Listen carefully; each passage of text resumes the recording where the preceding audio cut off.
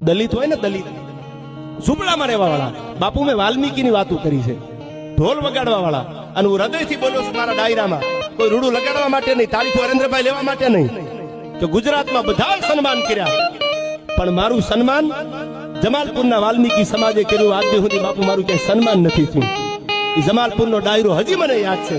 ઝૂંપડામાં રહેવા વાળા, પતરાના મકાનમાં રહેવા વાળા, એને મને બાપુ ડાયરો આપ્યો. એની ભાવના હતી, એની ભાવનાને મેં માથા ઉપર લીધી અને મેં કીધું ઇતિહાસની વાતો કરવાનો છું, રૂડું લગાડવા માટે નહીં.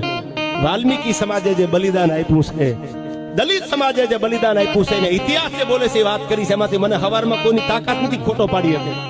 આવેશમાં નથી બોલતો, પણ ઇતિહાસ જાણતો એ વાતો કરીશ. અને જમાલપુર ખાડિયા અમદાવાદમાં વરસતા વરસાદમાં તારીખ ચેન્જ કરી અને મને ડાયરો આપેલો. બાપુ બહુ બધા નાના માણસો, કોઈ આગળ ઓડી નહીં, કોઈ આગળ રેન્જ રોવર નહીં. તમે ડેજી ડાયરો જોઈ લેજો. આગળ ઓડી નહીં, કોઈ આગળ રેન્જ રોવર નહીં. તમે ડેજી ડાયરો જોઈ લેજો.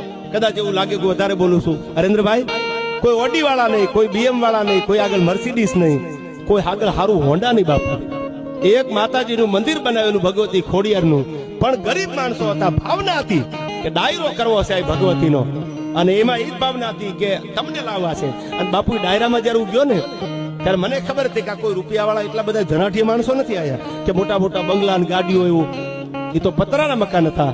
પણ મને ગૌરવ થાય છે આજે વાત એટલા માટે હું જમાલપુર ખાડિયાના ડાયરાને યાદ કરું કે નાના નાના માણસો હતા.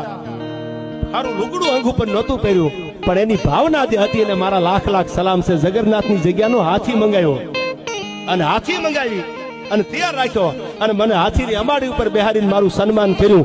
સાહેબ, ઝૂંપડામાં રહેવા વાળા માણાને એવું સેલ્યુટ કરું છું યાર.